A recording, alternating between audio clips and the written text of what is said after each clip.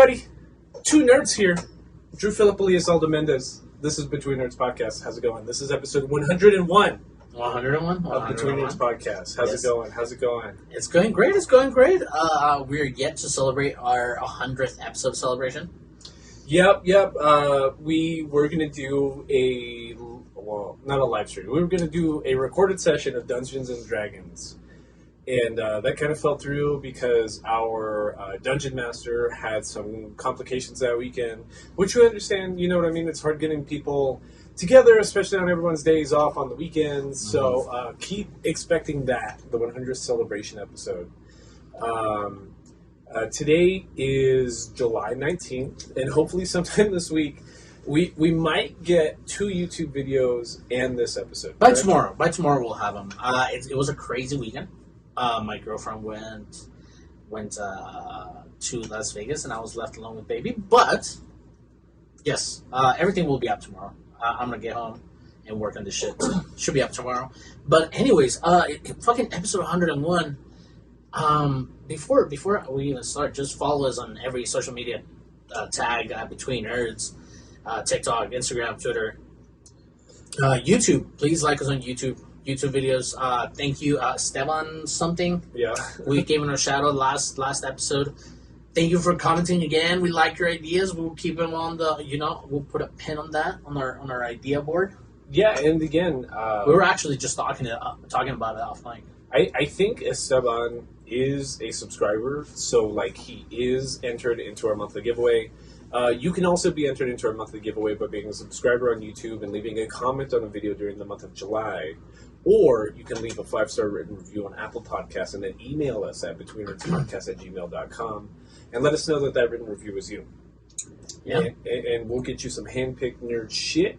You like Bleach, we'll get you Bleach. You like, I don't know, you like Red Bull, we'll find you some Red Bull merch. Oh, that's hard. We'll just send you 4 Red Bulls. Hell yeah. Anyways. 4 Red Bulls. and yeah, shout out to Esteban Ozanate. Thank you, guys. Thank you, brother. Thank you, nerd. Thank you for being part of whatever the fuck we're doing over here. Just kidding. We're talking about anime. Anime every week. Anime that we've seen a long time ago that we were driven by nostalgia glasses. But then we revisited Bleach Season 1 this time around. Which, I gotta say, I owe an apology to the Jujutsu Kaisen community. So, Bleach is based... Bleach the anime started in 2004. It's by Piero's anime studio, which was the exact same studio that's produced Black Clover, Naruto. They're doing Boruto, of course, and just a lot of heavy hitters. It's based off of a manga that was written by Mr. Tite Kubo, started in 2001. He recently came back from a 7-8 year hiatus from writing the Bleach manga to produce the he produced an arc after the 1,000-Year Blood War arc, and now the Bleach anime is coming back this year in fall 2022 with the 1,000-Year Blood War arc animated. Yeah, because Bleach the anime, which ended originally in 2016, was canceled. When did it start again? The anime started... Okay, hold on. I have my dates backwards. The manga ended in 2016. The anime ended in 2012. 2012? Okay. Yeah. So, Bleach was part of Shonen Jump's early 2000s Big 3, is what we're calling it, which is the 3 most popular manga at the time, which were all shonens and all published in Weekly Shonen Jump. And that list included Bleach, the original Naruto, and One Piece. And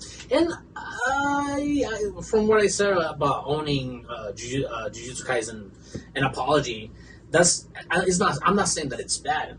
It's good, but it's definitely a product of its time. Bleach is? Yeah. Because our Jujutsu Kaisen discussion. Jujutsu Kaisen is one of the recent powerhouses in shonen. Kind of up there with Demon Slayer and stuff like that. It's a shonen. Yeah, I was gonna say My Hero too, but it kind of started 4 or 5 years after My Hero, so I don't know if I'd consider them the same grouping. But yeah, recent shonens, and the cool thing about Jujutsu Kaisen, which I don't even know what episode we talked about it on. It might have been like... It was the first season. Oh, the episode of the podcast. Right. So it might have been like 30, 40 episodes ago. I don't even know. Yeah. It was... It's great. It's animated stupendously, but it is... It's nostalgia bait for people that grew up with Bleach and Naruto. Absolutely. And when I said that in that episode, when I said, I remember the words that I said, this feels too much like shit I've already seen before. Mm-hmm. And I said that if you don't really care about the others and you want to watch all those three put together, it will be Jujutsu Kaisen. But Jujutsu Kaisen's what is it? The way that it progresses. Oh, okay. The way that it progresses is it's awesome compared to Bleach. Bleach had the downfall was its pacing. Yeah. Well, for me, it was also like talking about the Bleach anime. For whatever fucking reason, you can still only stream it in 480p in the year of our Lord 2022, which doesn't make sense to me. Like, and I'm even thinking of the anime that we're already comparing it to, like Bleach. I mean, like One Piece and Naruto. Mm-hmm. Naruto has been re-released like 2-3 times already, and has like 720p, 1080p, like retouch-ups. One Piece, even the old 4Kids episodes and 4Kids dubbings have been redone again. Like One Piece has been redubbed and redone like 3-4 times at this point. The Bible's been done. Who knows how many times? That's a whole different debate. And like even something like Dragon Ball. Dragon Ball Z has like 5 different releases. The episodes of Dragon Ball Z, me and you remember growing up with in the early 90s, were reruns of episodes that came out in the late 80s. Mm-hmm. And we didn't even realize it at that 15th rerun. Yeah. I don't know how Piero Studio is out here just letting all this free money just hang in the air because they don't want to redo the original episodes of Bleach. And that's with the new season coming back this year. Well, we watched it on Funimations, right? And I mean, the rating... It's like literally the only place to watch it on a dying platform, Funimation. It kept showing me, like, the rating that it had, and it was, like, in every episode was 4.5 stars. Yeah. 4.5 stars on all that. It's like, so this is... People are still watching it, whether or not it's shitty quality or not. Like, Funimation is pulling views to Bleach. I talked about this... So it was like 20K... 20-something, like, it was... A bunch, tens of thousands of reviews, yeah. I talked about this a little, it might have been the last time we had Rachel on, we were talking about license transfers. It might have not even been on episode, it might have just been, like, just talking. Yeah. The license transfer situation between Funimation and Crunchyroll. So Funimation is owned by, I want to say, like, Paramount or somebody, and, like, Crunchyroll is owned by Sony of America. And one bought the other, right? So, like, originally for a couple of years, we thought Funimation was going to merge. Was going to be the standalone platform, but instead they're transferring everything the Crunchyroll name, right? But because of that transfer, a lot of like the licensing agreements haven't been renewed or transferred over either. Mm-hmm. So even like you log into Funimation and it's like the future's on Crunchyroll. You might as well just cancel your Funimation subscription. Leave and go to Crunchyroll because like this isn't going to be a thing anymore. And then my dumb ass was like, it's literally the only place to watch Bleach, so I'm going to sign up for Crunchyroll for Funimation for one fucking week to watch a 480p like shit dub that was made already like 18 years ago. Mm-hmm. And it's once the intro song hit, like crazy nostalgia just like wrapped around my heart. I was just like, oh my god, like I miss whatever they're saying. Like I was just like, oh, I miss this so much. I miss it so much. And then like you get 2 episodes in and you're just like, oh shit, this is bad. Oh my god, this is so bad. And for what is it? 20 minutes a pop. Yeah, 20 minutes a pop with intro and outro. They have long intros. Like I feel like modern anime don't even have intros this long. Nope. It's like a whole song. And if anything, if they're gonna show you something, they're gonna have that skip intro fucking thing. Yeah. You know what I'm saying? But because of your thing about the quality of how Bleach is fucking streamed, it's not there. It's not. Yeah. And but you're right. right here, even with the first episode, second episode, third episode, 5 episodes, you start noticing a lot of parallels with the story of Yu Yu Hakusho. This feels like I was texting you that during the week. It feels like a lazy Yu Yu Hakusho. Yes, it's like because we have all the same premises as the first season, and we love the first 2 seasons of Yu Yu Hakusho. Season 3 is dog shit. We love the first 2 seasons. You know what I mean? Like everything up until like what is it, the Demon Power tournament? What was it called? Yeah, the Dark Tournament. The Dark Tournament. I almost said Tournament of Power, like Dragon Ball or something. But yeah, it's really cool, and like the plot to Yu Yu Hakusho, which we've done like 3 episodes already on, which you can go listen to with our friend Roby. It's just about a kid dies, and instead of getting isekai, he becomes like a spirit detective, and he's trying to kill like demons and like ghosts pass on, and his best friend is a Grim Reaper. Mm-hmm. Bleach is a guy who's a Soul Reaper, and he's a substitute Soul Reaper. Because an actual Soul Reaper, he accidentally steals all her powers. So it's up to him to defeat Hollows, which are like corrupted souls that haven't passed over, until she gets her powers back. That's the premise to season 1. Yeah. And how I'm telling you, like, there's a lot of these parallels between like Yu Yu and Bleach. Like in Yu Yu, one of the first episodes is him. Well, I believe it was in the first episode. He jumps and saves a little kid, and then he gets isekai'd into like the death world. Yeah, you know what I'm saying? And over here, Ichigo starts beating up on some guys because they disturbed an offering to the location where a girl had died or some shit like that. A little friend on the street. Yeah. And you can see him like the sixth sense talking to this little girl. Like, hopefully you rest in peace. Peace out. I'll catch you later. Because I think that was kind of what happened in season 1 of Yu Yu too, where like he saves a kid. He saves a kid, but like I think he talks about feeling like ghosts, right? And that's a thing in Bleach too, where it's that's like, a thing with Kawabara or Kuwabara. Yeah. Oh, is that what I'm thinking? I'm thinking of Kuwabara. Honestly, Ichigo reminds me a lot of Kuwabara. His orange hair, Stranger Things. Orange hair, big, like tall, like big for a Japanese person in high school. Like, always getting in fights. Like, Ichigo is just like this mesh of Urameshi and Kuwabara. Naruto hair. That's it. Yeah, and it's a lot of the same things. Just like somebody with very strong morals, like who's secretly a good guy, but everybody thinks he's like such a thug, and he's always getting in fights, and thinks he's super scary. And I like season 1 because I like the shortened the shortened memory I have of it. Like it would make a really, really cool like 10 episodes. I was gonna say like 5 at first. It would make a really solid like shortened season. Just to like recap an audience and be like, oh, like look, he gains the powers. He must have enormous spiritual pressure because he's got a giant katana. And then again, you also think about how is like the studio trying to present this like what is their motive to drag it out this much, or the mangaka's money? You know what I'm saying? But see, that's what's making me laugh about looking up Studio Pierrot's like works at this time, because Naruto and Naruto Shippuden have the most filler episodes of any anime ever. Bleach has some filler seasons too, and that's because it was a cash grab to just produce kind of like shit content every week, like low quality, just the episode out kind of content every week. So like it's almost like a testament to like that's kind of impressive that they were doing both Naruto and Bleach at the same time every week for like a decade each.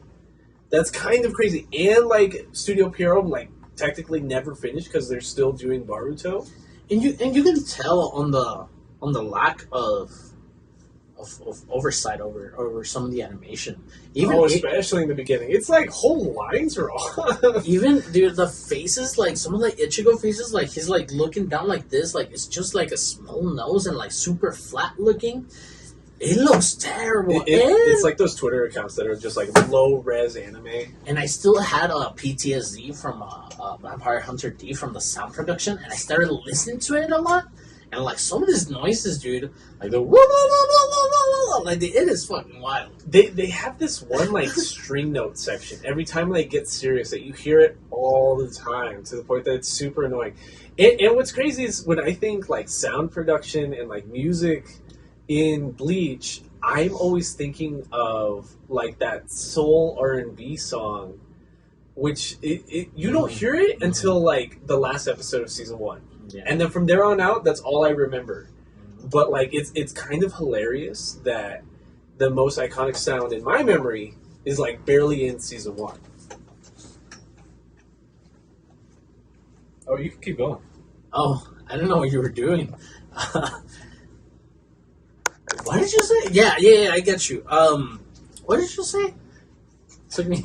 The music in Bleach. Yes, there's like R&B music and there's like hip hop sounds and like scratching DJ noises. But that's like, later.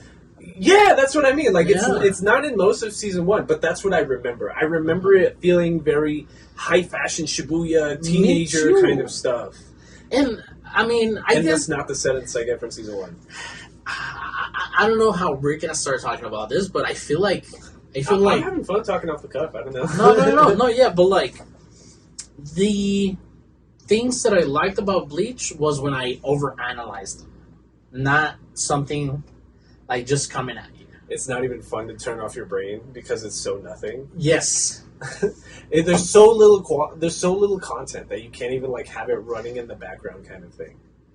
Yeah, it's boring. Like it feels frustrating. Like it reminds me of just like I remember my stepmom. Well, she used to be my stepmom before like her and my dad got a divorce. Like when I was growing up during the summers when I was at my dad's house, she was just like really mean to me and my sister, kind of. You know what I mean? That's dick.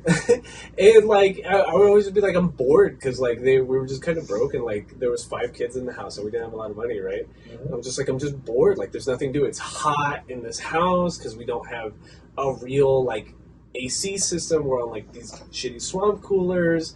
If I were to go outside, I'm just going to be even more hot. And what am I going to do? Go ride a bike and be more hot. And like TV's boring because all we have is cable. There's no internet in the house or anything. Like I'm just bored. Like I'm so bored. I'm frustrated and angry kind of bored. You know what I mean? That's what it's like watching season 1 of Bleach.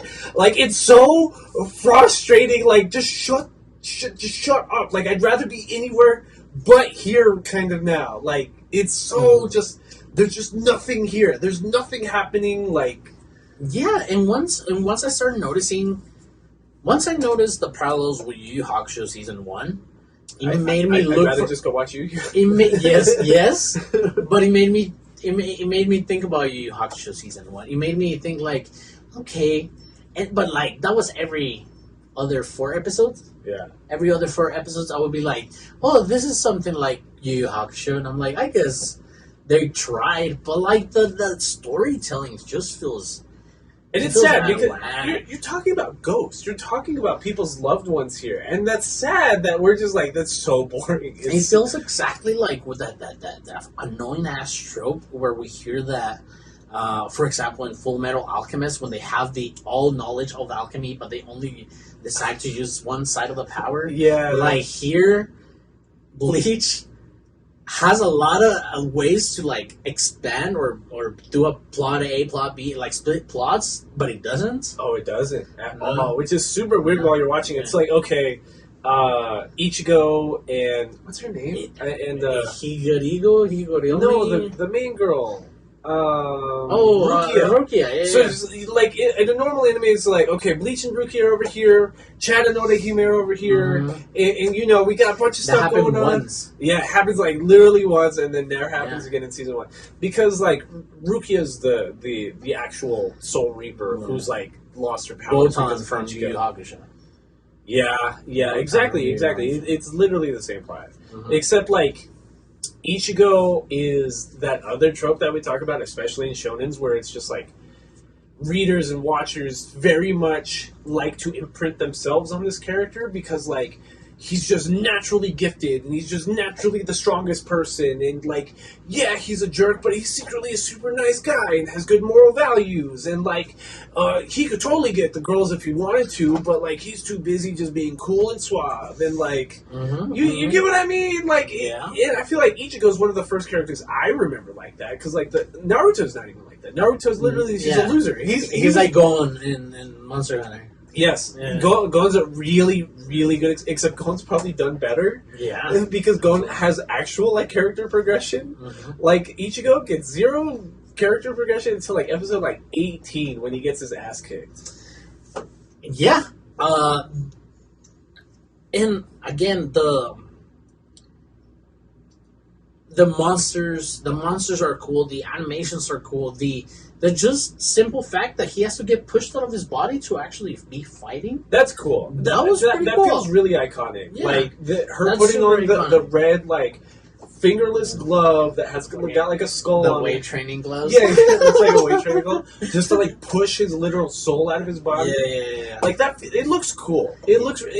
Episode 1 has a tone that is in, like, none of the other episodes until, like, episode 17 when Renji shows up. Like, episode 1, it's nighttime. You're talking about, like, corrupted ghosts, so it's scary. He can't entirely see them. You see him talking to ghosts during the day. Yeah. And then this black-clad, like, robed woman shows up with a fucking sword. Like, we're talking about ghosts. It feels horror. And then a little resonance between Demon Slayer. Yeah. As well. You know, it feels really like one. Feels grimy. It feels dark. If you watch Demon Slayer, you'll know what I'm talking about. But like, if you're new to Bleach, but you've already seen Demon Slayer, the Soul Reapers themselves feel very badass. Yeah. Very badass. And that's what I'm saying. Like, when I'm watching Bleach, if I were just to tell you in a 5-minute conversation, I would tell you it's fucking lit as fuck. Now, just season 1. Maybe we'll rewatch subsequent seasons, but there's like 16 seasons. I probably haven't revisited Bleach like in 10, 11, 12 years probably. Yeah. You know what I'm saying? Yeah. So I'm telling you, like, first season felt to me before I revisited it, it felt like 2 episodes in my mind. Yeah. Because we see him getting his powers, and then him losing his powers. And for me, that felt 2 episodes. Well, technically, there's kind of just one other plot line, and that's like his friends get powers. Yeah, and that's that's like it. Yeah, and again, that was cool. And again, that's one of those imprint again things because he's so powerful that his spiritual pressure is bleeding into his friends, and he's giving them powers. So the way Ichigo gets his powers, it was because the spirit girl that he was protecting her honor from, the kids that vandalized her little shrine, her little shrine or whatever, is getting attacked by a hollow, which is one of these monsters. At first, that hollow, he senses it, and then it fucks off, and then he goes home, and then that hollow, feeling his giant spiritual pressure, goes to his house and starts attacking his family. So that's when he busts out. And that's when the Soul Reaper Rukia is just like, I'm here to defend you, mortal. Yeah. But then she loses her powers and gets in a tight situation, pushes him out of his body just to, like, try to put some of her power into him just so he could just, like, fight it off for a second, and then she was going to take it back. But, like, he's just, like, such, like, a massive spiritual pressure, like a void, a black hole in spiritual pressure that, like, he just can't give it back, like, ever. So he's stuck doing her job for 20 episodes. Correct. And it feels very, like this plot point is very creative. Yeah. In my opinion. Yeah. And that's why it feels like it's not such a letdown for a watch. I feel like... But for us, yes. I feel like if... Just because I just watched it, if you're like, Drew, you have to watch season 1 of Bleach again, I would just watch, like, the first episode, and then, like, until Renji comes, which is, like, I'm skipping, like, 16 episodes.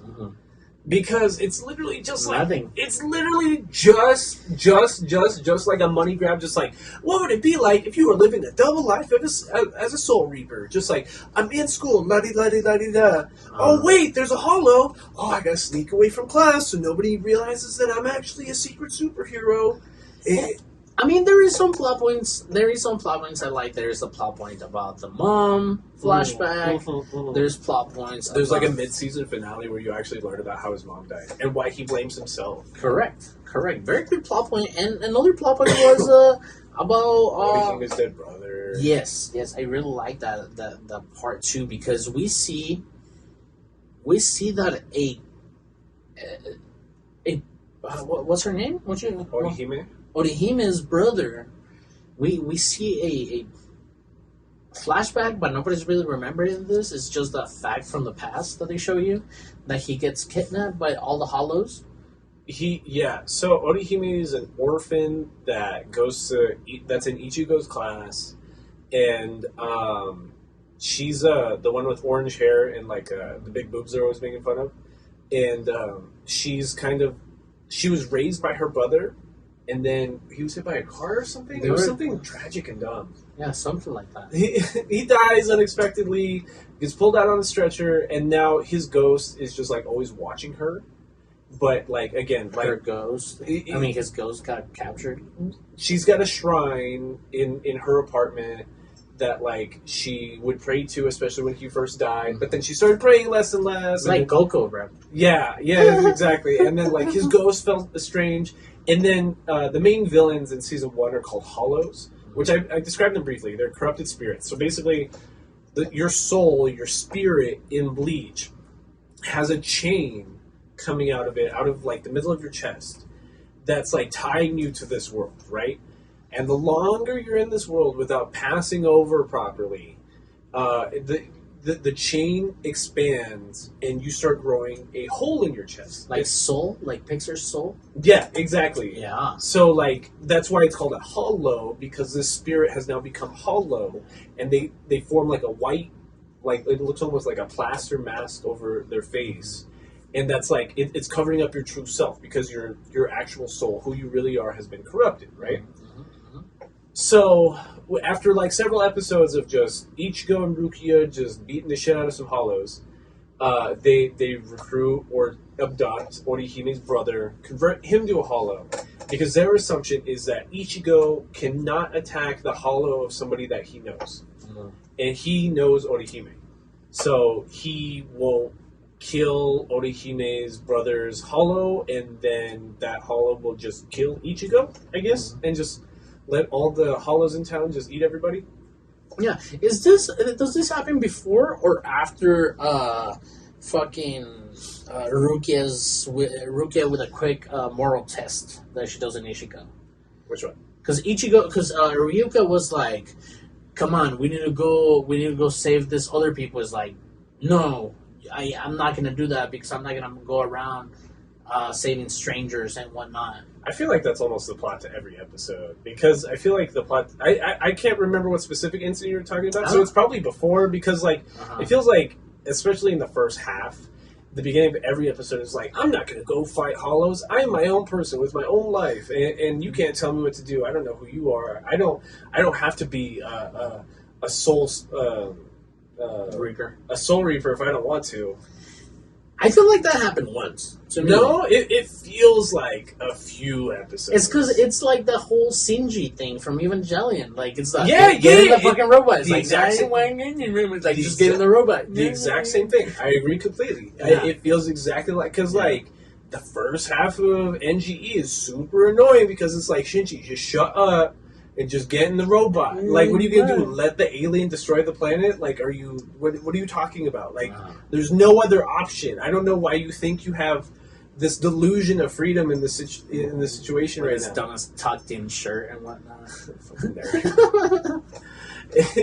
it like, I don't know, there's so many throwaway characters, especially in Ichigo's classroom too. Like, they even introduce us to two best friends, and I don't even remember their names, because I don't even think they're really fucking in subsequent seasons. On the whole season. Is there's two nerds who think are nerds, but they're not good enough to be nerds. Tatsuki, and I can't even remember the name of the other. That Ichigo is a better nerd because they're just worse nerds, but they think they're really good nerds. It's just terrible. Ichigo reminds me of a character that's in Komi Can't Communicate, where he's just like a thug, and he's huge, and has like dyed blonde hair, so you know he's a rebel, right? But he's actually like the sweetest guy. But like he has an anxiety issue that he can't talk to people. So like everyone thinks he's rude and an asshole, and he's super big and scary, but he's actually like a sweetheart and like studies and stuff. That's literally the plot of Ichigo. Is just like, oh, he looks really scary, and he always has a scowl on his face, and he has orange hair. Like he must be a terrible person, but like he's out here being fucking bad. He's being Spider-Man at night and like saving people's lives. Like he studies, and I think that's what you were alluding to. He's not like I think he's like top 20 in his year or something. Yeah, like that. Top 10 or something crazy like that. Yeah, and they're like, you study, and he's like, yes, I study. What do you mean? There's like a piece of dialogue where he's like, I'm not going to be an academic loser. Yeah, exactly. And I was like, okay, that's a good way of thinking about it. And that's what I was thinking, because with the nerds, with the two nerds, they try to take the same approach as being like student council kind of a character, that you're part of the nerds, but like here it doesn't work as like them trying to be cool or anything like that. No. Nah, it's just weird. Oh, his name is Keiko, and I can't even find the name of the other one. No, I'm telling you. And it's really annoying because they're there for like, what, 6 episodes? Yeah, and they're super. Every time they're on screen, they're supposed to be like the comedic relief, and they have gags. Honestly, and again, we're missing a lot of context with the dubbing, with translation. Maybe in another world, or in another language as Japanese, like maybe it is better. Well, it's because at least how it comes off in the dub, we never tend to be on. Is that it feels like we have. It's like that early 2000s. Kind of like gag comedy, like where it's just like, haha, I made a funny face instead of funny thing. Like, is it that hilarious? And that's like the whole joke, even though that's not actually a joke. And you might need to switch it, but one of my favorite parts of the earlier episodes is the expressions Ichigo and Rukia give each other. Like, I don't know if you notice it, but like one of them will be talking in the front of the scene, and just like the nature of 2D animation, one of them's just smaller in the back, right? And they're just giving this dumb like blank expression. Like, it doesn't come up as clearly because again it's in 480p, and that's again why I wish they'd like re-release it and like pretty it up a bit, because like the expressions and like the comedy and gags of like them just giving each other dumb looks, especially in the first few episodes, is like the best part of watching it. I think so. No, it is the relationship between Rukia and Ichigo. And Ichigo. And that always made me sad that like when the manga started up again and we got like this time jump, Rukia is married to somebody else, because like if you watch season 1, it's just like they're so good to each other. Like they're so great with each other. Like they get each other. They're like best friends. What's the anime that we watch with the young girl who lives in an apartment that was left by the father, but the father always worked, and they're in a like relationship where they want to get another person to like them, but they end up liking each other? What? Yeah, it's not Rent-A-Girlfriend? Not Rent-A-Girlfriend. Okay. What do the characters look like? Little short petite girl with red hair. Oh, the Palm Top Tiger. You're Palm Top Tiger. Yes. You are thinking of Toradora. Yes, Toradora. Yeah, I know anime. Yeah, Toradora. Yes. And then? It reminds me of like that kind of relationship, and it seemed cool. But then, like they get the Toradoras, they end up together. In the back end, they're pushing the fucking the girl with the orange hair, Orihime. ship. I think in the time skip, Orihime and Ichigo do end up together. Yeah, which is annoying. Which is because like Orihime isn't like is it like 4 episodes in season 1. Like, to be honest, like, she is purposely written as like an airhead. That and they always describe her big boobs. I didn't know he liked me. Yeah. Like, I think that says a lot more of Tite Kubo more than anything else. That like his idea of like his real crush, his real love, isn't the smart, driven, short, mean girl. It's the tall bimbo with like the big tits. Like, yeah, you know what I mean? Yeah. Like, I was just like, okay, like, all right, whatever.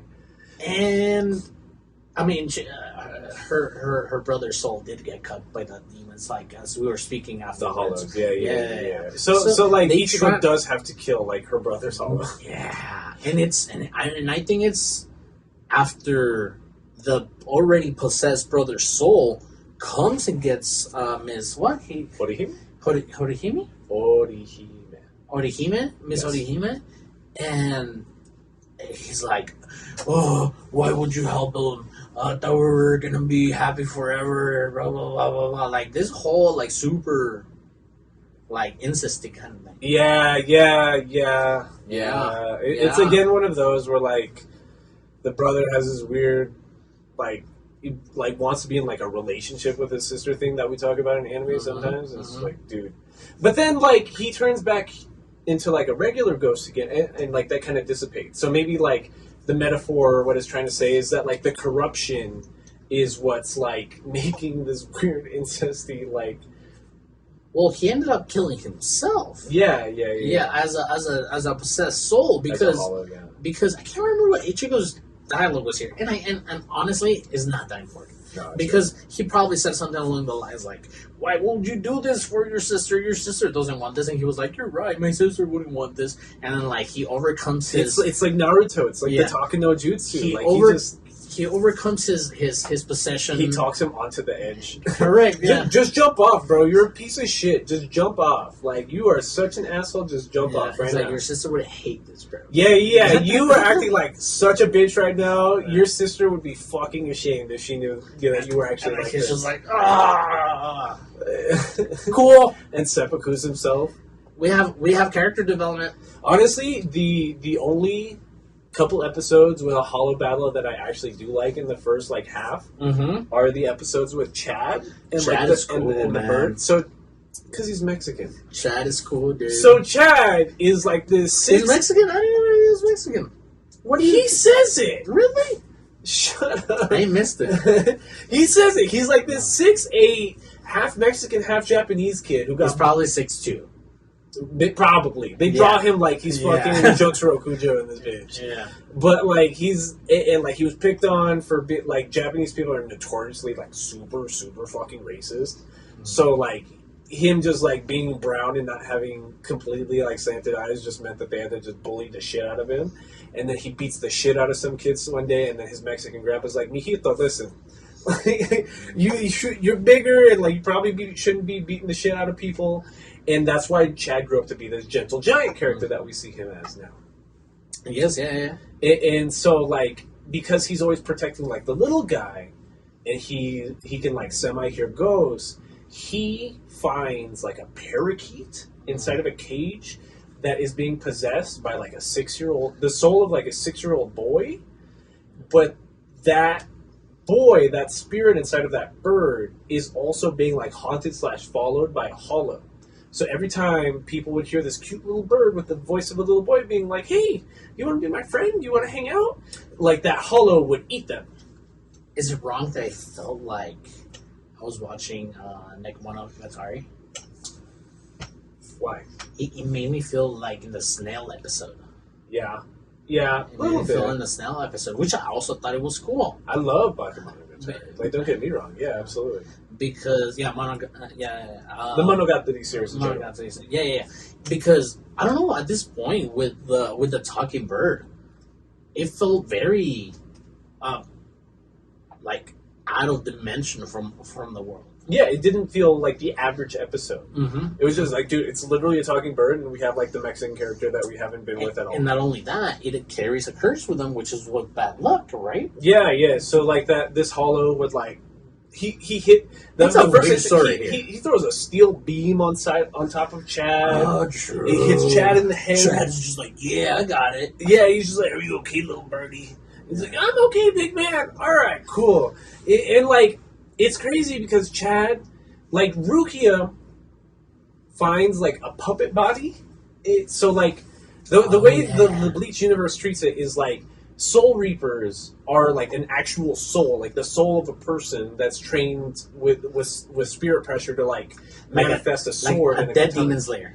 Yeah, like a dead demon slayer, exactly. Yes. So like they don't have an actual like physical body, because to be like an actual Soul Reaper, you're probably already dead and passed over, woke up in Soul Society, and then they realize that you have the potential to be a Soul Reaper.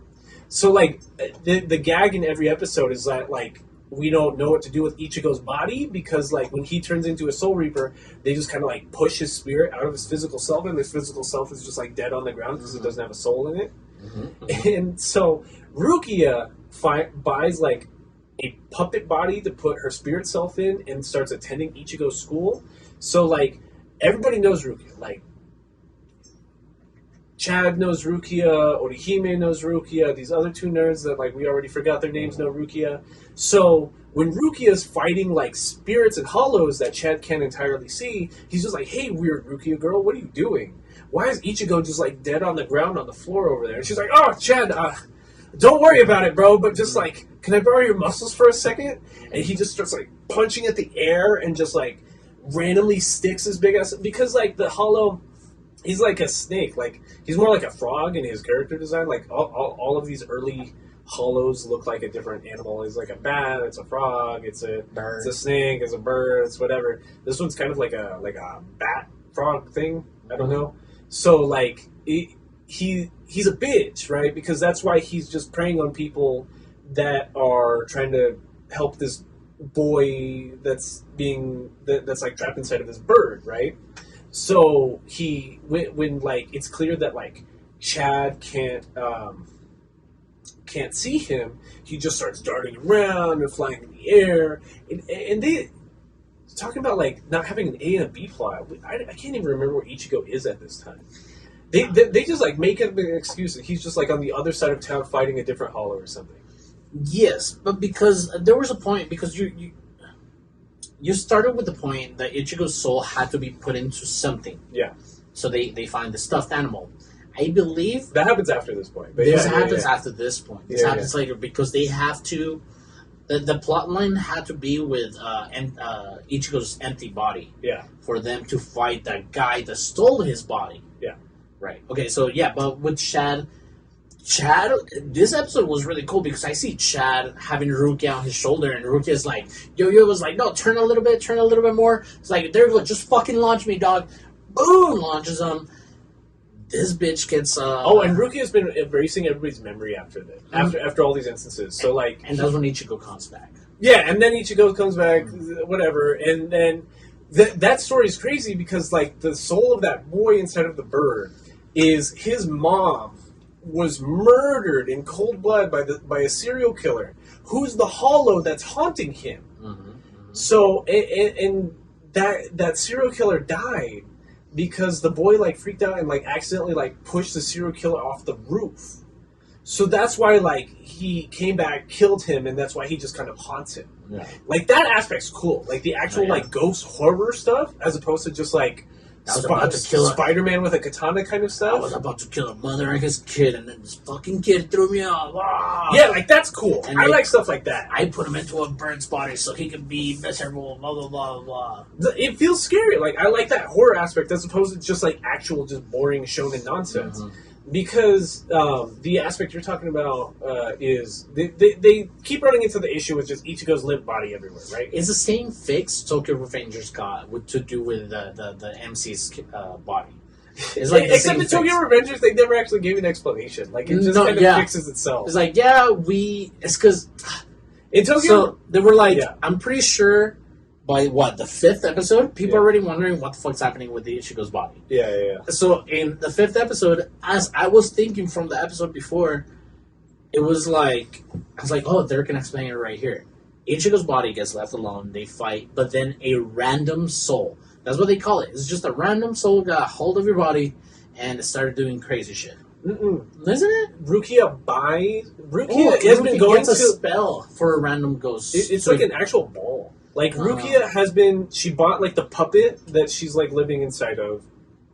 And she's been buying, like, other just random stuff from, like, an illegal Soul Society, like, vendor guy. Like, you probably see him on the merchandising. Like, he's got, like, a bucket hat with green and white stripes, whereas, like, these tall-ass clogs and, like, a giant, like, lazy-looking kimono. And, like, she goes to buy... There's a word for it. She goes to buy... like not a mod soul. That's what she actually buys, but she buys like she calls it like a placeholder soul or something. Yeah. It's just like this little thing, which is like this polite soul that like you can eat, and then it'll pop your actual soul out, and you're just like, take care of my body. I'm gonna go fight some hollows. And it's like, okay, master. Yeah, exactly. Autopilot. And autopilot kind of thing, and just go do its own thing. She accidentally buys a defective mod soul, which was like outlawed by Soul Society, which is like an actual fake soul that was built to fight. So like this mod soul, Cone is what they start calling him, is he just takes over Ichigo's body, and there's like a whole episode about Ichigo as a spirit, as a soul reaper, fighting Cone. Detective. I almost said spirit detective. Fighting Cone in his body in his classroom, but like the other students can't see Ichigo and Soul Reaper. This happens for 2 episodes. Oh my god, it's so bad. This happens for 2 episodes. It's dumb because it's so gaggy. Because Cone is like immediately the best friend afterwards. And you start noticing this fucking. Well, at least I noticed it. At this point, I'm noticing that it's like this 1-2 episode dynamic. Like it's gonna be one episode, a half episode, and then the other episode's gonna finish that episode. The other episode's gonna introduce you to an episode, but that episode's gonna take another episode to finish. Like it's wild because you're watching this. I'm like, this is good content, but just condense it. Yeah, I don't need all that. Brotherhood treatment. Yeah, exactly. And Cone, most of the time when he's not in Ichigo's body, he's like the little stuffed animal lion that you see all over the merchandising. And he's like the Chopper of Bleach. Correct. Yeah, what were you saying? Chopper is cute. Chopper's cute. Cone is kind of annoying. Cone is super annoying. It's one of those things that I used to see, and I'm like, oh, that's Return. Yeah. Anyways, what do we say? And I feel like that's all I even remember for like the first like 9 episodes until we get to the anniversary of Ichigo's mom's death, or it might have been her birthday. It's one of the two. Yeah. Where basically the whole like Kurosaki family goes to the cemetery and just like pays their respects. You know what I mean? Because like it's a single father household. The mom died tragically because she drowned in the fucking river of the town. And like Ichigo was there. It's this whole crazy thing because like, and the dad's still in the picture. Where the fuck was the dad when she died?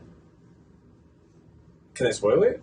Oh no. Oh no. Oh okay. There's a reason for it. There is a reason for it. Okay. Is later on though? Like way later. Like we're talking like after the Soul Society arc and all that stuff kind of thing. Okay. It's a whole thing. Like I watched all of Bleach originally, and I don't remember a lot of it because a lot of it is filler. It was on for fucking forever, and like I talked about it last episode in the Nerd Down that like the Bleach anime, even though it's 16 seasons. Season 16 ends very abruptly because it was canceled. Because the sales of the manga, this blockbuster manga that was just like a powerhouse in the industry for like over a decade, everyone just stopped buying volumes. People stopped reading it, and Shonen Jump as a company is notoriously cutthroat. Like if you don't make like a threshold of sales, a threshold of views, a certain rating number when they sell out when they mail out the survey, you're out. You're out. It doesn't matter if you're Bleach, if you're One Piece, if you're Naruto, if you're mid, you're out. Like you're done. You're done. And like Mr. Kubo here had gone on record saying like he was tired of drawing. Like you see, there's no backgrounds in the manga, like later on. There's no anything, bro. What's going on? In the beginning, at least, he was drawing a lot of outfits. He was trying to draw new situations, but you see, like, the areas that they find themselves in are a lot more basic, and then it's a lot more of the same over and over. He doesn't have to draw any buildings, because, like one of the last arcs, like, is literally they're just in a desert. They're just in a ghost desert, and that's it. So, like, again, like, people stopped buying it, and it was canceled very, very abruptly. But, like, Bleach, come, like, episode 9 of season 1, mm-hmm. it's really, really good, because it feels like we have actual character growth and, like, actual things happening, because it explains, like, why his mom died. Okay. Because, yeah, season one feels exhausting. Well, the death of his mom is cool because, like, I think he mentions in episode 1, while they're having, like, family dinner, just like, Mom wouldn't if Mom was here, this wouldn't be like this. Or just angsty teenager stuff, right? And I think we forgot to mention Ichigo. Oh no, yeah, we did mention it. That he had pre-existing abilities to see ghosts. To see ghosts. Yeah, and the whole family does. Even the sisters can see you're ghosts. Right. Yeah. And like it never comes up with his dad never mentioned that. But it's a thing. Like it's a family of spiritually aware people. Yeah. And what had happened when his mom died was they were at the river, and Ichigo saw a girl drowning in the river. And what he didn't know, because he was very young, is that it was a ghost. And he didn't even realize yet that he had the ability to see ghosts. He just thought it was a girl. He just thought some girl was drowning in the river, and like that's why like this flashback scene of his mom would be like, I'm not entirely sure what's wrong with him. He's talking about friends that aren't really there. Maybe he'll grow out of it, yada, yada, yada. But he was seeing ghosts that whole time, right? Because he's always had like high spiritual awareness. So Ichigo jumps into like this raging river. And it's like not a river. It's like in a lot of like anime, you see a town or city design where it's like a channel flowing through the middle of the city. A lot of times it's empty. They draw it as being empty, but like it's like an irrigation channel. Like if it's raining and it starts flooding, there's a lot of flow and it's got a lot of like torrent to it. And it was raining that day, so he goes in to try to save that girl, and he starts drowning. His mom sees that, jumps in, and like Ichigo kind of blacks out and like wakes up, and he's on the bank of the river, and his mom's dead next to him. Lion King style. Lion King style. So he goes the rest of his life being like, holy shit, I killed my fucking mom because she jumped in the river to save me. And like, so it's all my fault. So like, he is super... That's a hard thing. That's part of why he's such an asshole, is because he's like, dude, I killed my mom. Like, can you just... And I think that story is told originally through one of his best friends, Kyoko. Mm-hmm. Like, his childhood best friend, who's like this tomboyish esque character that does like karate and stuff like that. She loves Miss Orihime. She's also Orihime's best friend, and what we find out is that wasn't an actual girl that was drowning. It's like an angler hollow, so it lures people in with like a lure of a girl on top of like an antenna, like a little like angler fish. Good shit, yes. And absolutely. That's crazy. I was gonna. My explanation was gonna be like that one SpongeBob old lady. Yeah, the angler from SpongeBob. Yeah. So it is scary. So like Ichigo finds out that it wasn't his actual fault. And like Ruki explains it to him. Like Ichigo's feeling bad for him, so I was like, no, I did it. And she's like, no, dumbass, like this hollow, this evil, corrupted spirit that we've been fighting for 10 episodes. And just like you're saying, bro, that's how they serve it to you, because they hit you with a flashback, and the flashback's like, oh, that's crazy from Ichigo. Yeah. And then like, I don't know, where it's like, boom, the fucking demon shows up, the hollow shows up, being the same motherfucker. And Ichigo's is like, yo, you're the one girl from the one leg. Like, oh. And it's Ruki. Well, there's a B plot here, actually, where there's a Soul Reaper that has come from Soul Society to figure out where the fuck Ruki has been to take her back. Correct. Yes. And like he kind of tries fighting both Rukia and Ichigo for a second, and that's like why Ichigo is already in like Soul Reaper form, and then I can't remember if his sisters were involved, but like that's when they all as a group find out that it's like this angler hollow, and Ichigo defeats it, overcomes like his mother's death. It's a cool metaphor. Mm-hmm. Like he's defeating like the memory of like feeling guilt for his mother's death. And this Soul Reaper guy, who we never see again, just kind of dips out. He's like, hey, I'm gonna try to keep my mouth shut, and I'm just gonna tell the brass that like I didn't see you, so like try to stay low, and I guess we'll figure it out later. And this happens in episode 8. Yeah. On episode 8. Like, I think the resolution is, like, right on episode 10.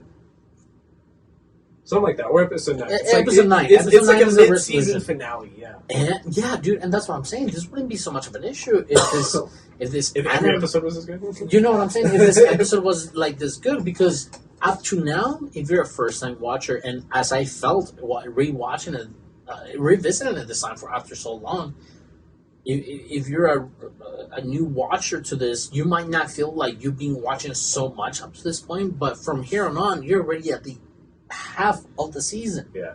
Because it like to the point you were bringing up earlier, it's like compare that to Jujutsu Kaisen pacing or Demon Slayer pacing.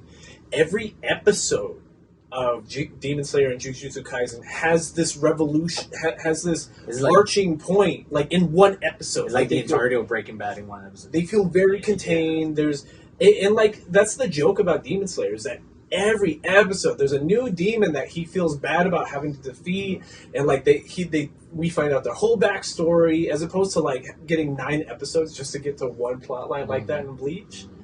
And I it was an evolving industry, you know what I mean? Like I feel like the big 3 of Shonen Jump at the time, we're doing about the same. Yeah,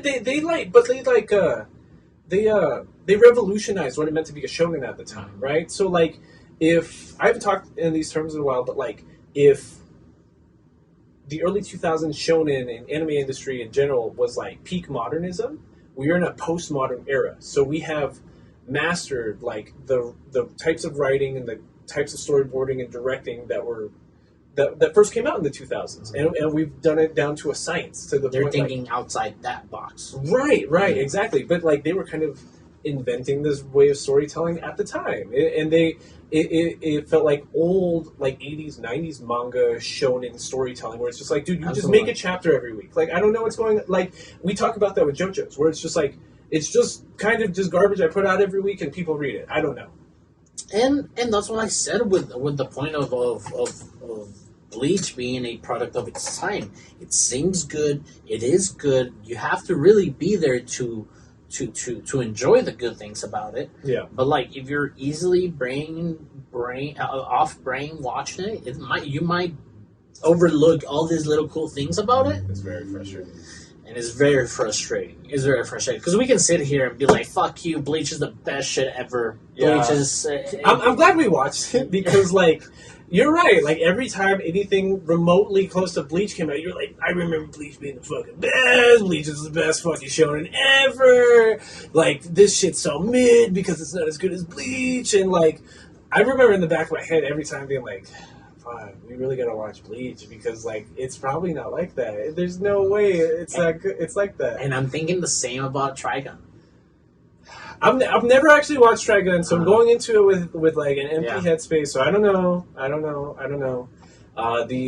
like half the reason I want to watch the original Trigun is because again I've never watched it, but like Studio Orange producing a Trigun prequel reboot, Studio Orange might be our favorite studio. Mm-hmm. You know what I mean? Because they carry their CGI balls around. It's amazing. Like I would never question the CGI work by Studio Orange. Like it's the best animation in like the anime world, especially when it comes to CGI. Mm-hmm. Like nothing beats it. Nothing. Nobody does it that well. So like I just want to be able to understand Trigun Stampede. Absolutely. And this is the same reason we watched Bleach as well, because Bleach is getting a new season. Yeah. You know, but we're never going to catch on by the time that airs. Cause I might just start watching it because that like it's been off the air for like a decade. There's going to be like a whole episode just be like, catch up on the story of Bleach. Because the big bad does get defeated at the end of season 16. His name starts with an A. It's like Aizawa or Aizan. Aizan. From where? From Bleach. This season? No. Oh. In season 16. Oh, okay. Aizen, like the big bad from the Soul Society. It's like season 3 of Bleach. He gets defeated at the end of season 16.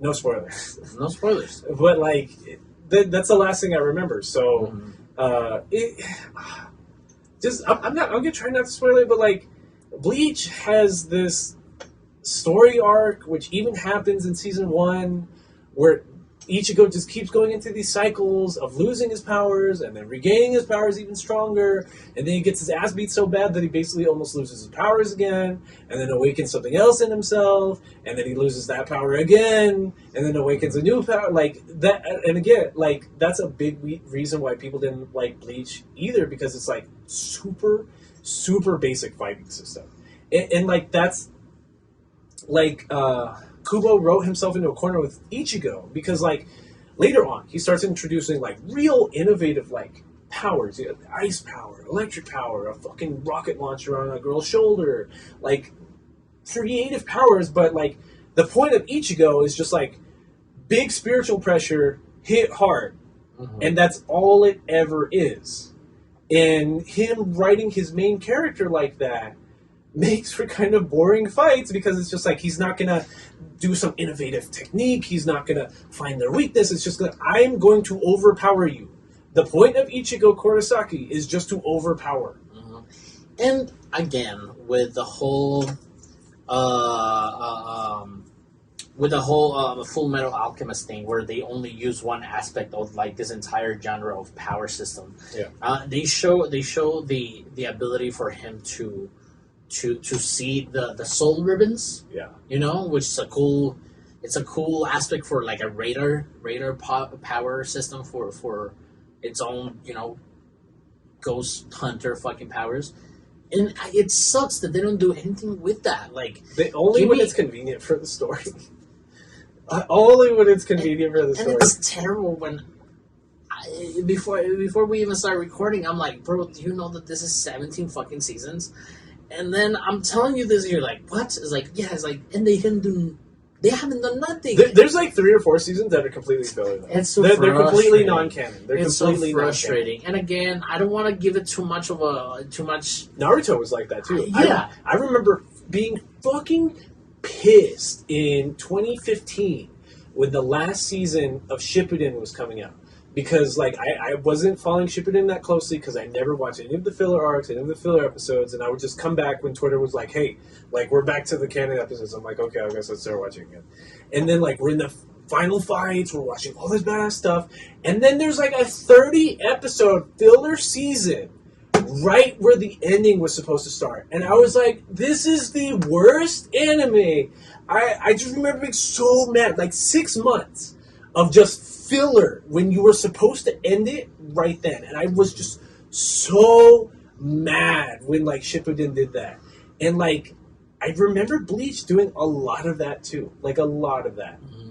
It's like how One Piece has no filler arcs, but, like, none of the movies are canon. Correct. There's, like, one canon movie, and that's, like, it. Mm-hmm. And it feels completely different from One Piece because the first 42 episodes of One Piece I can rewatch forever. Yeah.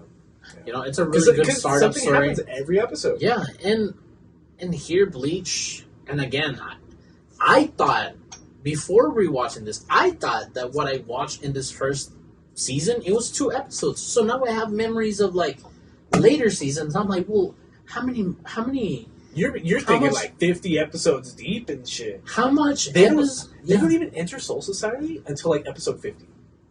And that's when Bleach got good. Remember? That's when Bleach was at its peak. Season 3? That's like 50 episodes. And for me, that's like 5 episodes.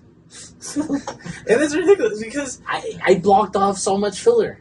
But then again, I think about something like Dragon Ball, which is probably like one of the animes that really tricked you into following filler. That's a really good example. You know what I'm saying? Because you can think of every single Dragon Ball Z episode. The Frieza and Goku fight is like 20 episodes. You remember it as like 2. Correct, exactly. Yeah. But it tricked you into so much filler that by the time you have it in your head, it's like, yeah, I remember the Freezer fight. It was just, they arrived at the planet. They kill his friends. He gets mad. Oh, I wasn't even talking about the arc. The arc's like 100 episodes or some bullshit. Yeah. So, me walking with this information in my head, revisiting season 1, it's painful. It's painful, but let's fucking keep going. We already fucking mentioned that so many times. But we meet a different species of human called a Quincy. Correct. What's his name? He's actually like super important. I thought his name was Quincy. He's from the Quincy clan. I have right here, Quentin. That's not his name. His name is it's something super Japanese because like Ichigo's like, where is he? I'm trying to find him, and even Odahime's like, yeah, he has such a pretty name, doesn't he? His name is Uryu Ishida. Uryu Ishida, yeah. So, like, he's the last remaining member of a clan called the Quincy's. Mm-hmm. The Quincy's are humans that have spiritual pressure and can produce spiritual weapons. So, like, Uryu... Kuwabara family. Yes, like, yeah, exactly. It's like Kuwabara. So, like, except Uryu is, like, the actual... It's a character naming convention called a Lancer, where it's like D&D terms, right? So you have, like, your primary, like, your leader, and then, like Stranger Things works on the D&D kind of... I was thinking, like, what's it called? What's it called where it's like Power Rangers except they're all lions? Voltron. Voltron. So, like, in Voltron, you have your main leader, and then you have your Lancer, who's, like, the cool guy that wears red, but he's got a bad attitude, and he can't be a real leader, but he's the most talented person other than the leader. Raphael. Yeah, like Raphael from Mutant Ninja Turtles. That's Uryu here. Uryu is the real Lancer of the group. Where, like, he's hyper talented, like, already knows everything about hollows and ghosts, and, like, already knows how to manipulate spiritual pressure. He cannot stand Ichigo because the Soul Reapers destroyed the entire Quincy clan. Because Rukia describes it a couple episodes later where they have different philosophies on how to treat souls and hollows, where, like, whenever you see Ichigo defeat a hollow, he, like, wounds it, and then he uses, like, the back of his katana to exercise it. To exercise it. See, and that's another cool aspect. That's cool. Like, he's purifying the soul, and then it goes back to Soul Society. Because fucking Tanjiro is just there like, I feel bad for you, bro. I'm gonna blast you anyway. Yeah. Like, he's gonna cut your head off. Boop. Yeah. So, like, the back of the katana, he just, like, stamps it, and he's like, oh, I feel peace. And then it goes back into the other world. Yeah. The Quincy's just destroy the soul. So, like, they're actually committing murder, right? So, like, I think this was brought up in the episode with Orihime's brother, where Ichigo was like, I can't kill it, I can't hurt him, because he's an actual person. And Ruki's just like, dude, you're going to purify him. Like, you're not actually hurting him. He's going to pass on. Yeah. Like, you're not actually committing murder. The Quincy's will just blast you in the face with spiritual pressure and actually, like, evaporate your spirit. So they're, like, actually committing murder. Like, it's not just exercising a soul. And again, one of the many instances where Ichigo's like, I don't want to do it, but you have to. Okay. Well, that's also the plot to the new season. It's just the Quincy's. Oh, okay. So that's why it's called the 1,000-Year War arc, the 1,000-Year Blood arc, because... Season 17. Yes, season 17. The season coming out fall 2022, where it's just the Quincy's. I don't know, but I guess they were alive, or there was a secret clan of Quincy's, but they're back to continue their battle against the Soul Reapers. Because the Soul Reapers are weakened after fighting the Arankar and, like, all of the other bullshit happens episode 16. Okay. So, Uryu hates Ichigo just because he's a Soul Reaper, and he busts, like, an item out of his ass that we've never seen before. It's just like, hollows are attracted to this little orb full of spiritual pressure, and just, like, throws it into the air, blasts it. And then, like, hollows just start, like, busting holes in the dimension and start invading the town. And Uryu's just like, this is how we're going to figure out who's stronger. Who can kill the most hollows in 20 minutes or whatever. Bullshit. So basically, the whole plan goes haywire.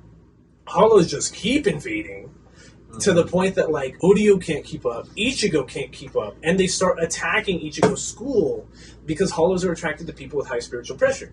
So Orihime and Chad, from hanging out with Ichigo so much on those past two little adventures and defeating those past two couple hollows, now have, like, bleed off from Ichigo just not being able to regulate his spiritual pressure and just always bleeding it out, that they have gained their own spiritual powers. And let me tell you, nerds, the introduction to this Quincy takes about the entire introduction and resolution it's like 2.5 episodes. I was gonna say it takes like an episode just for him to finish, like, telling the story of the Quincy's. Yes, and god damn it, and then it feels like a JoJo episode here, where it's like, oh, I'm the bad guy, but I'm gonna be your friend later.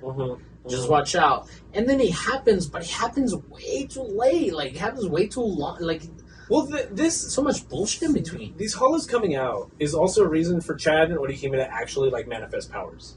So, like, Chad is walking by, like, a playground or something and sees Ichigo's sister, and she's about to get attacked by a hollow. And, like, because she's spiritually sensitive, she can see the hollows. Shit.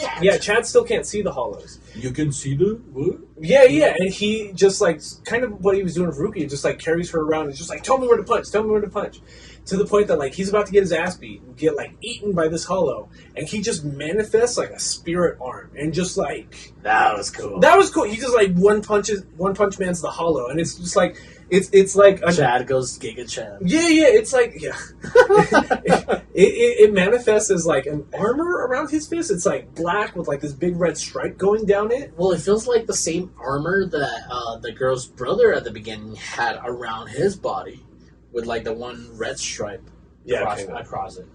So it's cool. So like it kind of feels like we're checking off boxes. Like, okay, cool, we got a new sidekick that just manifested powers. Everybody gets powers, right? So it doesn't matter. So next episode, Orihime gets his powers, and then she gets control over like 4 fairies that help her, which is so cool of an aspect. Like you throw that on a D&D board, that is dope as fuck. But it's like it's good, but they don't execute it. It's so corny because it's like. Orihime wears a hairpin that's shaped like a flower, and it's got these little barrettes, right? And her brother gave it to her. The spiritual connection with it, it's like an amulet. Yes, exactly. So then, like, when she's in trouble, it manifests like fairies, like what you're talking about, and she can chant spells and they'll do something. So they'll make like a shield. They'll heal. That's cool. They'll attack, but it's like it's corny as fuck. This is like the only time we actually see like a spirit power that have their own personalities. You know that we were never explained that that's a thing. It's like a stand. Yeah, she's the only person with a stand, basically, and it's just for me it feels cool. For me, it feels cool at this point. I remember even at the time being like, that doesn't make sense, like because like from like I think up to here, like nothing happens for like a few episodes. Because it's not until like episode like 16 or 17. That the resolution of Uryu, it just and all these hollows invading is that what's called a menos grande. They use a lot of like Spanish names, with like how certain areas are called like Hueco Mundo and like and Chad's Mexican. Like there's a lot of like Hispanic tinged like things. I feel connected. Shut up. So a giant hollow, like 100-foot tall hollow. I felt represented By Chad. Like a 100-foot tall hollow called a Menos Grande pops out, and it's gonna destroy the whole town. And like Uryu's like, I can't fucking defeat this thing. I run out of spirit pressure. My little bow and arrow's not doing anything anymore. Ichigo's run out of spirit pressure, and he's all tired. To the point that like we get a really cool moment, but again, it's just like Ichigo finds something in himself and slash harder moment. Where it's just like, I can't let everybody die. I'm beat up, but I'm going to stand up anyways. Giant slash. And he just like, in one slash, just cuts the 100-foot tall hollow down the middle. But a Menos Grande appearing in town is what gets like Rukia's brother-in-law and her child best friend to start investigating. They're like, number one, where the fuck has Rukia been? Number two, why is there a Menos Grande appearing in the town that she's supposed to be working? Why is my watch radar beeper going off? Exactly. So, I fucking hate that aspect what too. What is his name? Renji Tsukuchi. Something like that. Tsukuchi. Byakuya. It's Renji and Byakuya. Byakuya Tsukuchi, right? Or Kuchuki. Because him and Rukia have the same last name. Yes. It's like this kind of he like adopted Rukia into the family after he married Rukia's sister, and then Rukia's sister. Well, I don't even think they explain it until the next episode or the season after. But like she like died or got sick or something, which I don't know how a soul in Soul Society gets sick and dies. But then like so that's why like she calls him brother, which is very confusing in season 1. They don't explain it at all in season 1. They were like, is this actually Rukia's brother? And like Byakuya, his character design is pretty cool. He's got like he's got long black hair, but it's almost like he has like this cool ass pins, like braids almost. Like it's almost he's got like rolled braids, but like a circular, like almost like armor like pins. Yeah. Cool. It's like if you were wearing a whole plastic like thing to hold your braid in place, kind of like just over his head, but then the hair flows down. In Renji, he's like that tattoo, the Jujutsu Kaisen tattoo. Yes, Renji's character design is fucking dope, and they're all Soul Reapers, so they're just wearing the black cloak or whatever. But then like Renji has like this big headband and like black tattoos going up of his receding hairline. Dope. He's got long red hair. Dope. Like he look, and he's got this crazy ass look, like long chin, like where is this motherfucker? I'm gonna kill him. Like he shows up, and he's a little tweaky. Yeah, exactly. That's like in his, and that's what's so scary about it. It's just like, who's this dude with braids and long hair, and like so Rukia like runs away from home. She's been living in Ichigo's closet, and like runs away, just leaves a note. And like Ichigo, like it's like his buddy. It's his best. She's been his best friend for like 6 months already. So like she disappears. And he's like, I gotta go find my friend. I gotta go find my buddy. And then like he finds Renji and Byakuya about to leave with Rukia, and Ichigo like stands up to them. He's like, nah, you fucking pussies. Like, you're not taking my friend. Like, that's weird. She doesn't seem comfortable. When like in Rukia's head, she was protecting him. Because these are actual trained Soul Reapers. This isn't Ichigo playing substitute Soul Reaper on the weekends kind of shit. Right before we go any further, I wanted to mention that once Chad and Horihime gets their powers, and then we see all those fairies. That's episode 13. We don't get anything more exciting until episode 16. This is what we're talking about. Yeah. This is what we're talking about. Yeah. You know who we do meet? No, it's after that. I was about to say we meet the Black Cat Yoruichi, but not even that. That's after that. It's after Rukia gets taken. Mm-hmm. So basically, we start learning new Soul Reaper powers. It starts getting cool. Yeah. So like the new power is that Renji explains that like there's a name for the katanas and I'm forgetting it. The Pente something like that. God, I can't remember. Anyways, the katanas all have their own names. The spiritual katanas, yes. It's because they have their own name. Yeah, I know. And the actual sword itself has a name. Like, there's a spirit, there's a power inside of the sword, and if you learn its true name as a Soul Reaper... Yujin Jaka? Is that what it's called? No, that's not it. No? It's, anyways, he learns that, Zanpakuto. It's called the Zanpakuto. Yeah. So, every Zanpakuto has an actual name associated with it. Right. And that's how you, like, unlock your true power. That's, like, you learning... And it's a metaphor. Like, you learning about yourself, unlocking your true name, unlocks your true power. So, like, Ichigo with his giant fucking Zanpakuto, which is fucking, like, 12 feet long. It's the Berserk sword. It's the Berserk sword. Great sword. Yeah. Great sword. But, like, every other... Soul Reaper we meet just has a regular size katana Zanpakuto.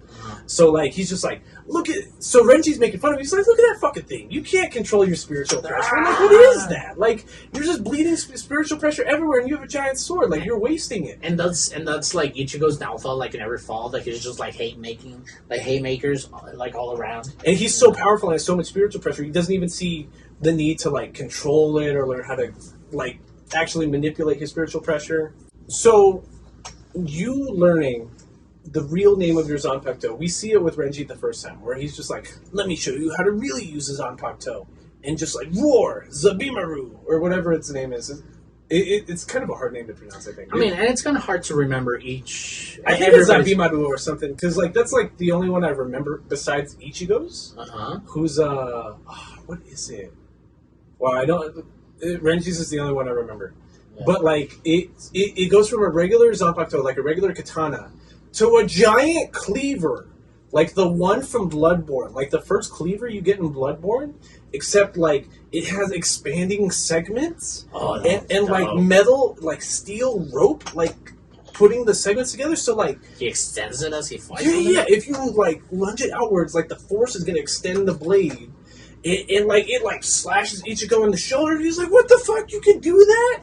And it's crazy. Not only that, he can open, like, portals to, like, their world. Yeah, and, what we do see, even, like, outside of Zabimaru being, like, an upgraded Zanpakuto, which Ichigo just has a giant fucking greatsword, is that, Renji's faster. He's a lot faster and, like, quicker, and, like, Ichigo almost can't even keep up, like, eyesight-wise. But Ichigo, because he's this all-powerful protagonist, within like 5 minutes of fighting Renji, like is able to keep up finally. And there's this fucking. I even took a note off of it. Again, I'm just trying to be honest with you. I wasn't a big fan of the sound production of the dub. A lot of dub is real bad. The animation is kind of lacking too. It gets better though. It gets as better. Season 1 goes on, which is weird because the first episode 16 and on, it's good. Yeah. It's weird. It's weird because you can see the progression from episode to episode. Like they finally start like adding a couple other frames here and there. And I just wanted to say that fuck you made me forget, but episode 16 and I believe it has like I don't know what the fuck's going on with Funimation, but it has like a weird half ending to the episode. Yeah. And then it progresses, which threw me off of the whole thing. But what were we talking about that before? He's fighting Renji. Uh-huh. And he's getting faster than Renji because he's a natural learner. I remember what I was going to say. Okay. Another gripe I had with like the dub is like some of the dialogue used here. The dialogue was, your moves have gotten slower, and then Renji replies with, what does he reply with? He replies, no, you've just gotten faster. Right. Or something like that. It's exposition. It's things that like normally an audience would just be led to interpret on our own, as opposed to just like hand holding us through the narrative. Yeah. You know what I mean? It's Krillin, it's Bulma, you know. It's like, oh, he unlocked the new power. Oh, he used Kaioken 10. That's how he's able to keep up now. Yeah, like the just early 2000s shonen exposition. And again, I'm like Naruto is really, really bad on that. Terrible on that.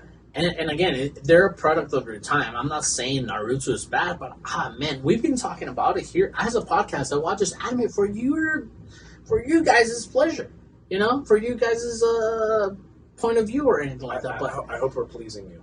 Oh yeah, but then again, I don't think we're gonna watch Naruto as a whole. We might have to. I honestly, I was going through a good cutoff point. It's like 26 episodes or something. We might, like, after watching season 1 of Bleach and being miserable, I was like, fuck, we're really gonna have to watch Naruto.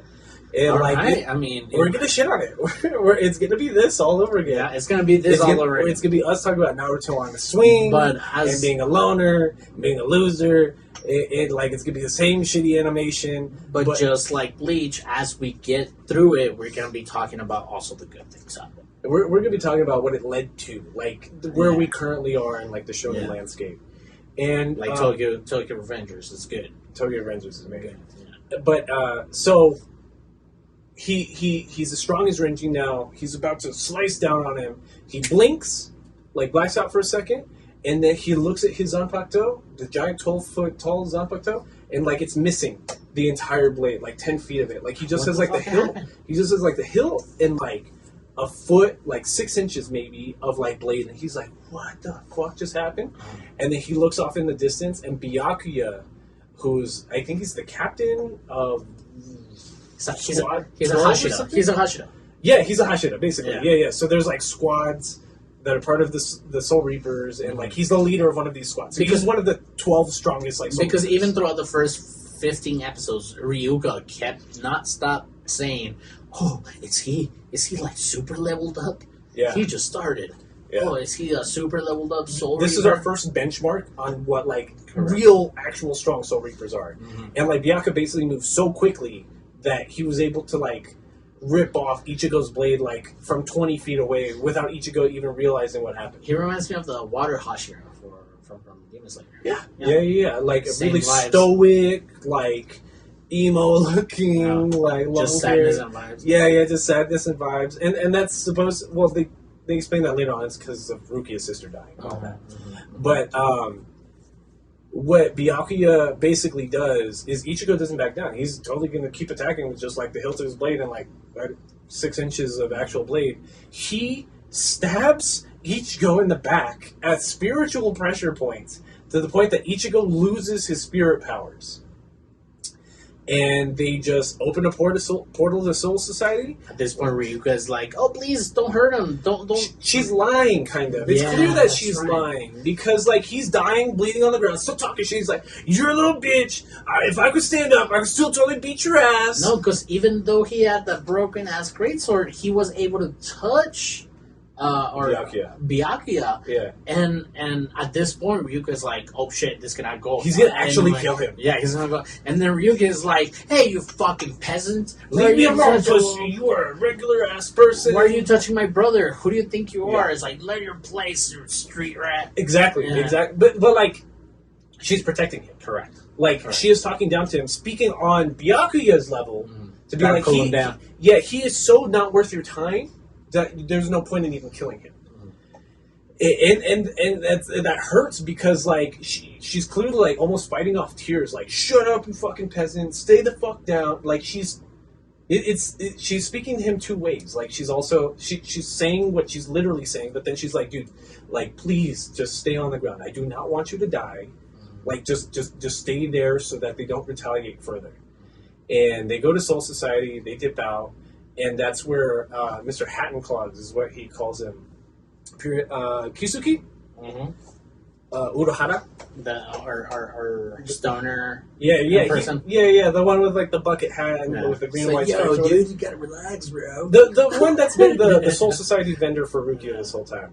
He basically takes Ichigo off the street, puts him back in his body, and takes him to his little house and, like, treats him back to health. And Ichigo's all sad. He's like, they took Rukia. I don't have my soul powers anymore. But and then, like, talking about pacing, nothing's happened for like 17 episodes. We got a crazy 2 episodes, and then all of a sudden we're gonna get a whole training arc in 2 more episodes, and it's basically like Ichigo learning how to control his spirit again and getting more quick because Uruhara has, like, these children that are also force sensitive, like, spirit sensitive. And it's, like, this whole, like, whenever you take the pebble off my hand, like, that's when you'll be ready kind of training arcs. Exactly. It's exactly what it is. Right? It's super annoying. Because, like, it's literally him learning how to, like, function as spirit again. He's not a soul reaper anymore, but, like, when he gets pushed out of his body, he's just a regular soul. And when you're able to summon your own fucking sword is when you'll be ready. Yeah, exactly. So, like, he's able to catch the kid, and then they push him into this 20-foot hole. It's like, and then they tie his hands behind his back, and then he meets Vampire Hunter D, and he's also an hallucination. It's the character look. I think that's the best part of the training arc because it gets real intense because it's like they cut off his spirit chain that we just talked about was the chain that grounds a spirit to the real world, right? Mm-hmm. Which means he's going to turn into a hollow slowly. So Uruhara is like, dude, you have 72 hours where that chain is going to dissolve and you're going to turn into a hollow, and if you turn into a hollow, I have to kill you.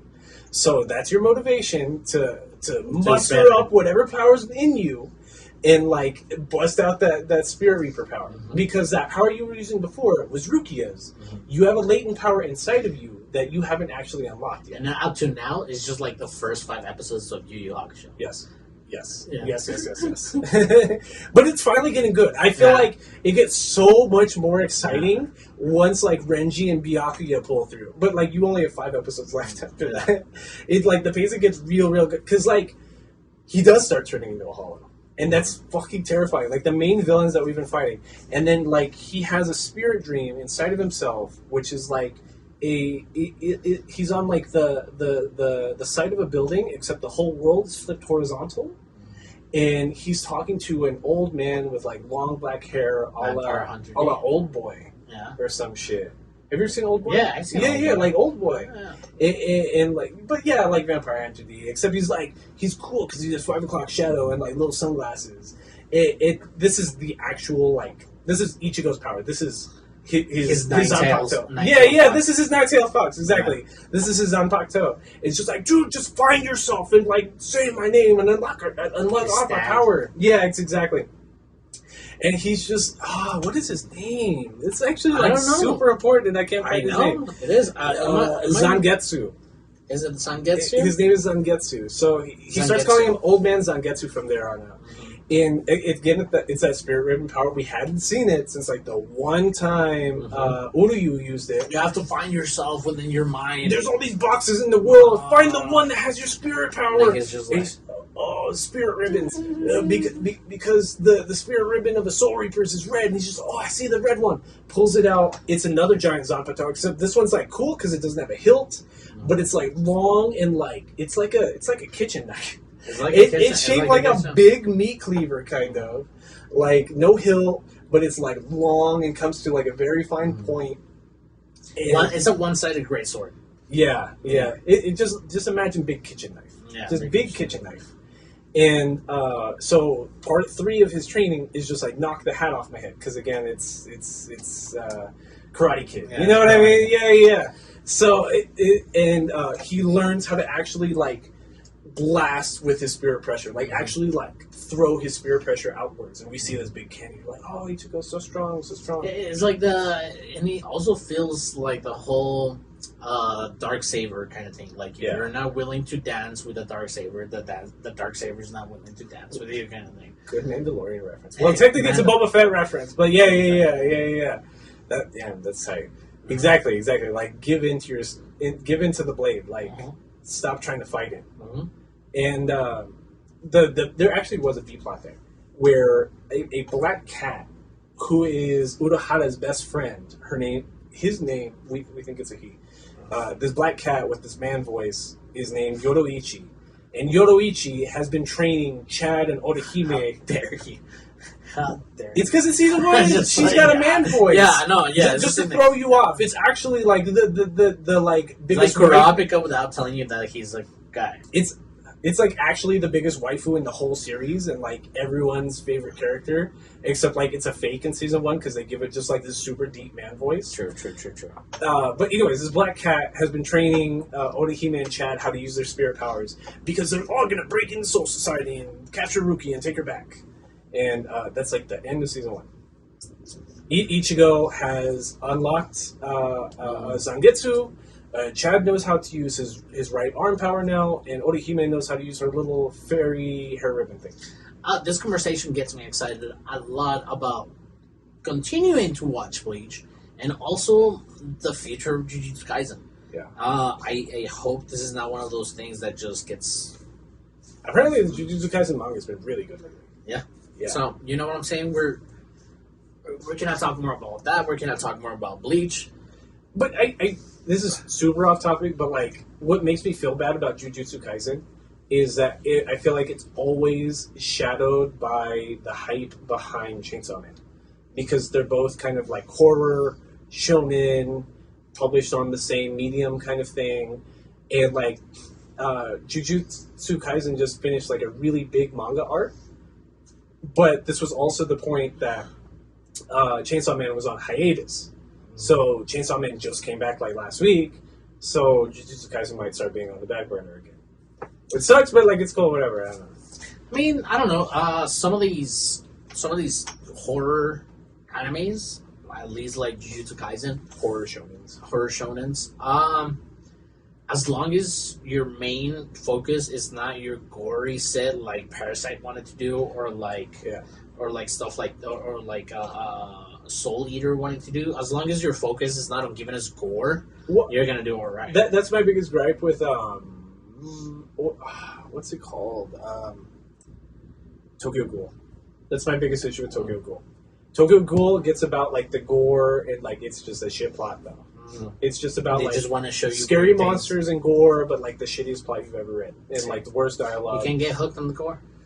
Anyways, that might finish our discussion on season 1 of Bleach. I think we can do a real quick nerd down. Yeah, I mean, it's 8:17. Yeah, I can do like 30 minutes. 20, 30 minutes. Yeah.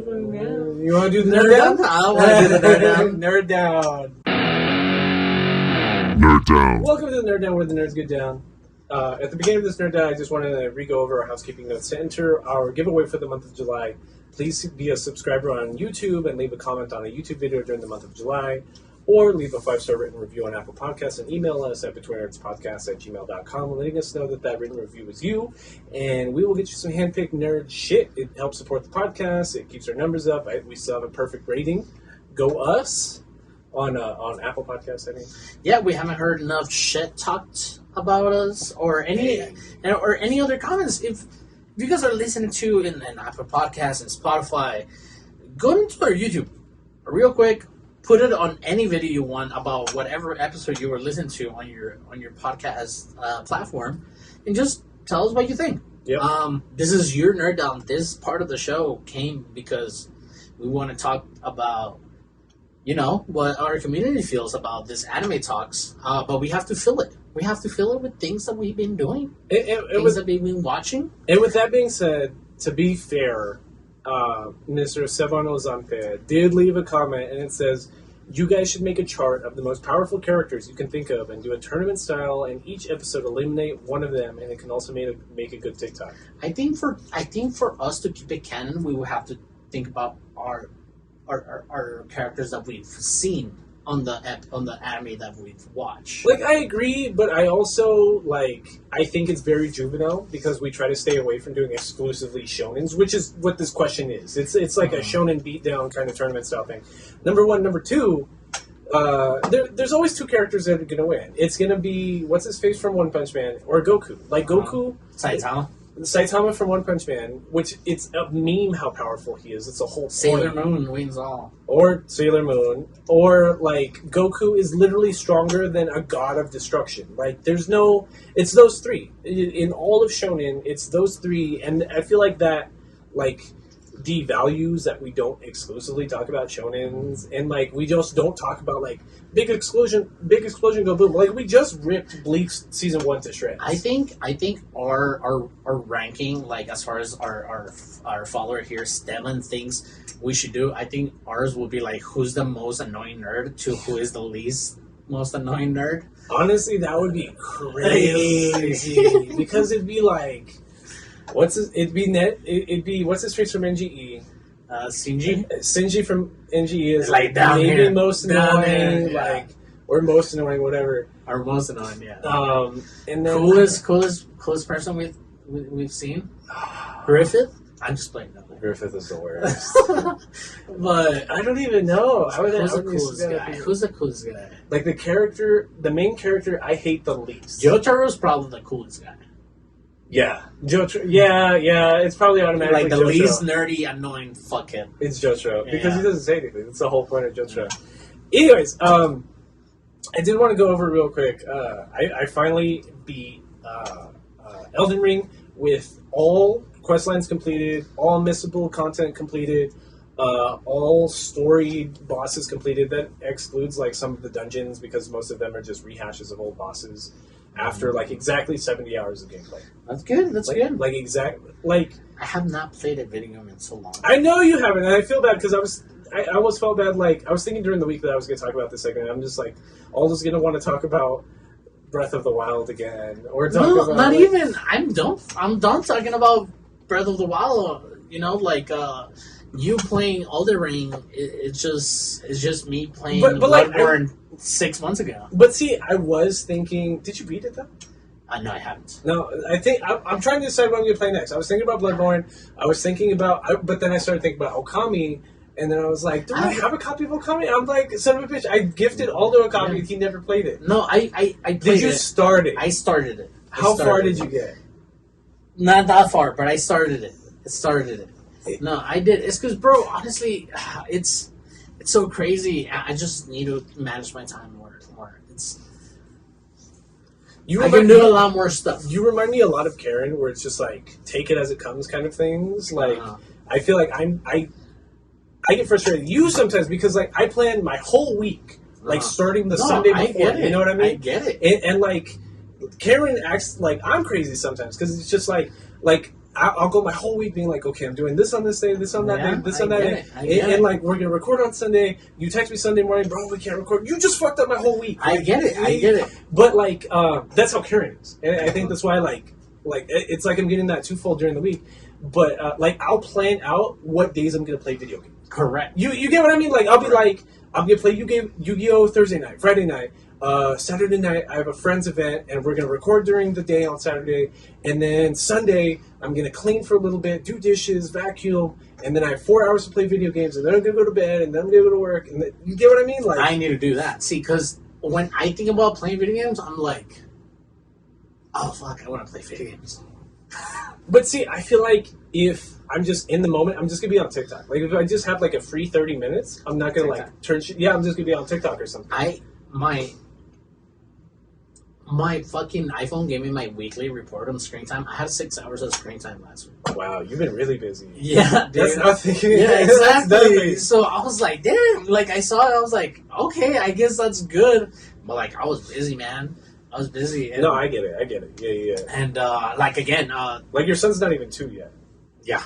And imagine the terrible twos. Well, bro, honestly, the CDC has this app of social markers, social milestones, social like the Center for Disease Control, like CDC. Yeah, that's CDC. Oh shit. Yeah, and I've been tracking my son, and he's been behaving like a 2.5-year-old. That's crazy. Yeah. Okay. So I just feel like this was just, I don't know. It's gonna be one of those. Charts. It's gonna be one of those where, like, off the charts. I feel like I knew people like this when I was in college. It's like Malcolm in the Middle kind of shit. Well, I knew people like this when I was in college that were like, their first kid was so easy and like such like a good kid that they like lulled themselves being like, yeah, we can do this again. Nope. Second kid's like way worse. Second kid's like a million times like not worse. That's a mean thing to say about like your kid or a kid, but like no, more difficult to handle. No, it is totally legit, dude. To say because I've had this conversation with Vinny a couple of times. I'm like, no. It's like, no. Why are we gonna split focus on a perfectly good baby over here? Why are we gonna split focus on somebody that can be like the total fuck up? Yeah. Or not the fuck up, but a total hard ass head fuck. The more difficult child. Yeah, exactly. And I'm like, no, man. Like, it's like, this is really cool. But yeah, dude, I was busy last week and. Hold on, Dad. I want to talk about Elden Ring. I do want. Well, yeah, that's what I was gonna say. I was gonna say about video games. I bought Kirby when it came out. I haven't even touched it. You told me that too. You told me that, and then never talked about it. You said you bought it, and then I never heard you talk about it. I haven't touched it. You know what made me sad? Fuck, I'm never gonna talk about Elden Ring. I bought Mario Strikers, and I was super excited. Is it good? Oh, listen, hold on. Like, I exclusively only play my Switch with Karen, right? Because like. She doesn't want to play like a game. Like she doesn't want to play a video game. She wants to play a game. Nintendo Switch is she wants to play family games. GF friendly. Yeah, she wants to play. It's girlfriend friendly. Yeah, she wants to play Mario Party, or like maybe I can talk her into Mario Kart. Right. So that's why I bought Mario Strikers. So it's a new game for me and Karen to play together. We played for 15 minutes. She was pissed. She was. Because you were beating the shit out of her? Dog. 5-2 She was like 4-0, pissed. Absolutely. And like, I was doing that thing, and she started catching on where I was just like passing it. I would just let her get the ball. Oh no. Like, you got it. But then just like do a half-ass block, and like I still somehow blocked it. And she'd start getting mad. She's like, you're just letting me win now. This is stupid. I'm just like, because you're getting mad if I win. You're getting mad if I let you win. Like, you need legitimate skills to play a video game. It's because I was so excited too, and I've still only played that 15 minutes because she immediately got mad. But Elden Ring is super hard, and like I love Karen to death, but I appreciate that she saw me spending all this time playing Elden Ring, 70 hours, and like she was excited for me when I was excited that I beat it. Like I texted her when I was at work. She got out of work early before I fell asleep on Sunday night. And she was like, oh, and she listened to me talk about it, even though she doesn't know what the fuck I'm saying. Like, I'm talking about Queen America destroyed the Elden Ring, and her other self, Elden Lord Radagon, like, tried to reforge it, and the demigod died, and then I married a different demigod, which is in the body of a puppet, and you know what I mean? Like, yeah. But she was excited for me. But something I did want to talk about is I cannot believe that there's really nerds that started with like Dark Souls and Demon Souls and that are gatekeeping Elden Ring, being like, you are not allowed to enjoy Elden Ring. I played probably I played the most broken build. I played an Arcane Bleed build, which like a lot of the bosses that give people trouble, like I was able to breeze through. But then there's other bosses that are easy that like are unaffected by my build. But there's really nerds that are just like, unless you're going in there with a two-handed greatsword and just jumping and dodging, then you're just not allowed to enjoy it. Because, like, dog, it took me 70 hours to do all the content and get all the achievements outside of the endings. I'm not spending 70 hours on one fucking boss. I'm like, I have a life. I don't know what to tell you. Like, I don't know how you're gatekeeping I spent $50 on this game. Like, how are you gatekeeping? Yeah. How are you gatekeeping how I'm allowed to enjoy it? But then again, dude, you're speaking about the 60% of every nerd community out there. Just toxic. Just toxic shit. 60% is just the most toxic individuals. Like, I fucking Stranger Things community too. Yeah, like, oh, you fucking like metal? You didn't like metal before, bro? It's like, what are you talking about? Metallica. Metallica's the most fucking the mainstream metal ever. And you like them? I don't like them. I like that like I feel like I've already seen memes that are the reverse of that are like. You know that meme where it's just like a nerd on the computer and like three buff guys being like, "Hey guys, just watched Stranger Things season 4 and just discovered Metallica. I think it's really dope. What else should I be listening to?" Oh, bro, buff dude, right. Yeah, bro. I remember when I was in high school and I started listening to Metallica. You're gonna have a great time. Listen to Ride the Lightning and stuff like that. Yeah. I appreciate that. Like we've all become so accustomed to nerd culture that we can like preemptively like protect the community from like mean ass nerds. Which gets me into the conversation of the future of Marvel. I feel like a lot of fucking nerds. A lot of the franchises have been so different that comic book nerds are fucking livid, like mad. And a lot of this fucking nerds that are mad, maybe they do have their good arguments, but most of those people that want to have arguments have a voice on the internet, have a Twitter account, have a TikTok account, and most of these fucking people that say, "Oh, Marvel's going downhill," blah blah blah blah blah blah. It's like, bro, it's like. You saying that brings on a lot of these incels that think the same, and it's just... Is it weird that, like, if you have, like, an anonymous name on the internet and your thing's just, like, a fucking anime Abby, like, I can't take anybody like that seriously, because, like, I know as soon as I go into the replies, it's gonna be hate from any account like that, and, like... This is, like, the most boomer, like, thought I've had recently, but, like, I was going through replies, and it's just, like, all the hater comments are just, like, people with like random ass names and like anime abbies. I'm just like, anonymity has kind of ruined the internet, which that's like the most boomer thought I have. Like because like Gen Z, I was listening to an NPR story about this. They're almost exclusively anonymous on the internet. You would never put fucking your actual name on the internet. What are you talking about? Yeah, we talked about this. You talked about this. You brought this up like a couple months ago. All right. And but like. Dog, like every dog shit, hateful opinion is from the most anonymous person on the internet. Like protecting freedom of speech has turned into just a reason to just spread like be a dick, just be an ass, like beyond a dick. Just like the most hateful things you would never say to this person in person is just like you on the internet. And the fact that it's out there for other boomers to read and for them to be like, yeah, this guy's right. When it's like Russian bots half the time. Yeah, exactly. It just trips me out because not only that, but now I feel that me being a millennial and seeing Gen Z grow up and seeing the boomers grow up and seeing the what is it the great generation or what is it? The great generation's already dead. Oh yeah, but from what you saw from them. Is that they don't learn that times are changing as fast as we know that times are changing. Like, I understand that, that the Marvel's movies are not completely targeted to me anymore. I like the millennial memes where, like, we kind of, like, make fun of ourselves and we're just, like, Gen Z is so different than us. And, like, because they have, like, the sadistic, like, sense of humor. Well, it's because we were raised to grow up like if you do good, you'll do better. But no, no, not at all. No, and then because it's if y'all are noticing that the sound quality is a little foggy and like kind of cluttered, it's because we're fucking recording with air on because it's like 105 degrees in El Paso today, and like we literally wouldn't be able to record if the air wasn't on. Yeah, it will be hot as balls. But then you have Gen Z who was raised by millennials and young boomers. Young Gen X. John Gen X. Okay, John Gen X. But they were not raised to be like, if you work hard, you'll have what you want. They grew up during multiple financial crises. Absolutely. They grew up during a pandemic. Just do what you want to do, because it might not matter anyways. Exactly. And yeah, it feels like, I kind of yearn that. That's why I'm a little jealous. I hate Facebook because you have all this anxiety of like.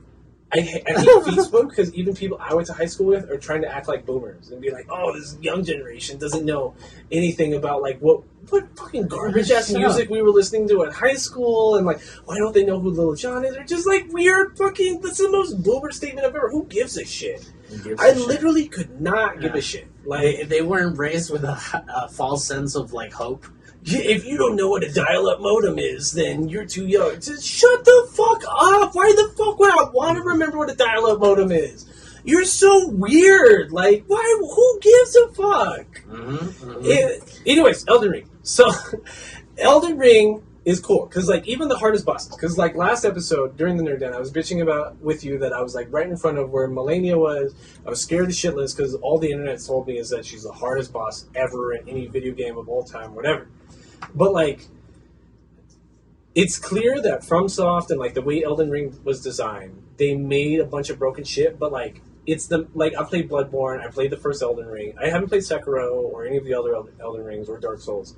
But, like, it's an expansive, like, magic system, and it's, like, different types of magics and different builds you can do, and they make it easy to respec. And the whole point is what, like, these hater-ass fucking nerds don't get, is, like, you're supposed to go into these different late-stage bosses with different builds. You're supposed to.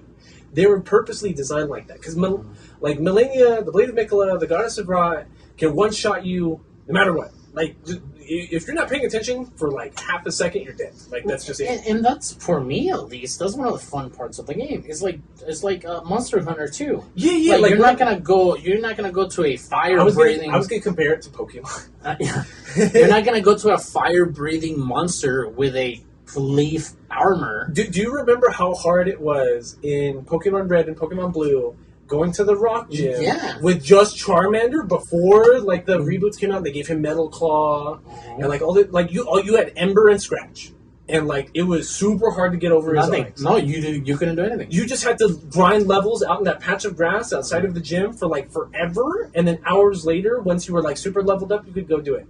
Like Melania is a good example because like she can one shot you, but she's easily staggerable.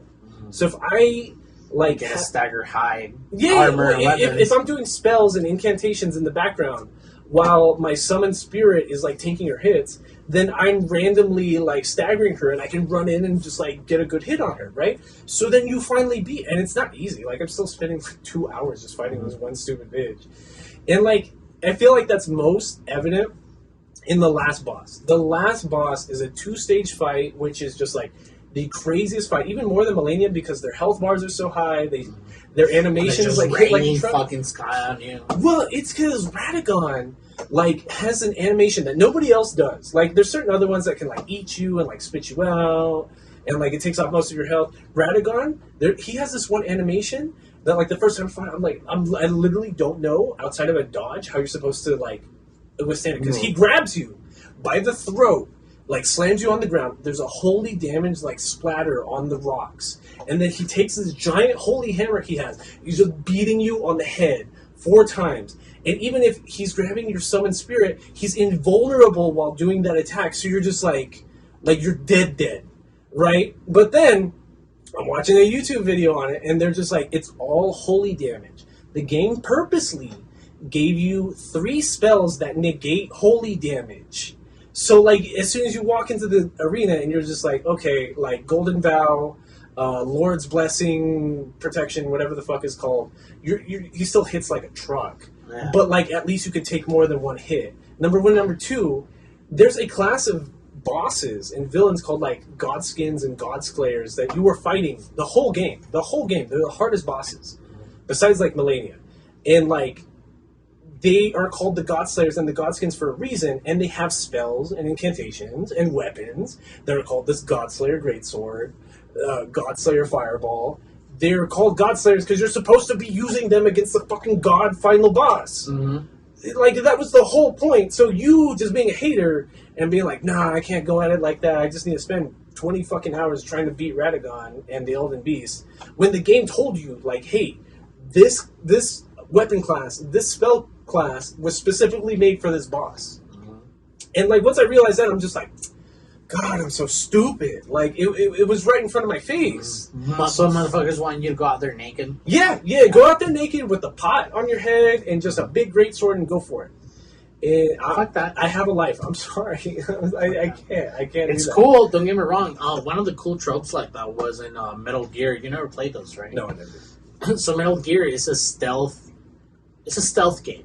So in the game, as far as Metal Gear Solid 2, 3, 4, and 5, you get lethal weapons and like sleep weapons. Right. So you get a tranquilizer gun. So if you pass Metal Gear Solid 2 without killing anybody, so that means you're solely using your tranquilizer gun and not being spotted by anybody, you get like extra equipment at the end of the game, and then you can replay your game with that extra equipment. Oh, that's cool. So that's cool. Like if the game was designed like that, I get it. Like go balls out on like trying not to be spotted by guards. Try to go balls out and try not to kill anybody. You know what that was just reminding me of while I was in the restroom and I knew I was about to bring up Elden Ring? Was Elder Scrolls 4 Oblivion. Because I played the shit out of Oblivion. I never played Morrowind, and I played a lot of Skyrim. But Oblivion specifically... I never beat Skyrim. That's the only one I played. But the main quest you can beat in like 3 hours. No, I played it, but I it's like Minecraft. You get into like the side quests. I did a lot, but see, like I'm that kind of RPG player that I play like a lot of the side. Like I'll go through my quest log and it'll say main quest. I'll do that one absolutely last. Right. Like I'm just doing everything else I can find. But Oblivion was cool because there's whole plot lines which again are not the main plots that are like they want you to be stealthy. You are part of the Assassins Guild. You are part of the Thieves Guild. Mm-hmm. It'll be like go steal an actual Elder Scroll, and but you can't be caught by any of the guards ever, or you completely fail and like 20 hours of gameplay that you can play for this one quest line can't engage, and like you're just gonna lose that whole quest line. So I remember being super frustrated because at least you could cheese the save points because it had autosave, so I could be like, "There's a guard over there. I'm behind this corner. Start save. You start save. And then you get there. Yeah, and then like if I get caught, I'll just like auto load it again or whatever. Elden Ring doesn't let you do that, but like maybe that's further better. But at least in like Oblivion, it made sense because it's like that's one big cheat in a lot of games like that. Yeah, and that's why Elden Ring doesn't want you to do it. Resident Evil 2, you're like, I'm gonna go into this room, quick save. Da-da-da. Yeah. And but it made me want to replay like the Elder Scrolls series because of that, because it got me excited. But then I got sad in that same train of thought because I was like, Bethesda got sold to Microsoft, and we're probably never going to get another Elder Scrolls game on the PS5 again or a PlayStation system ever again, and it like really bummed me out.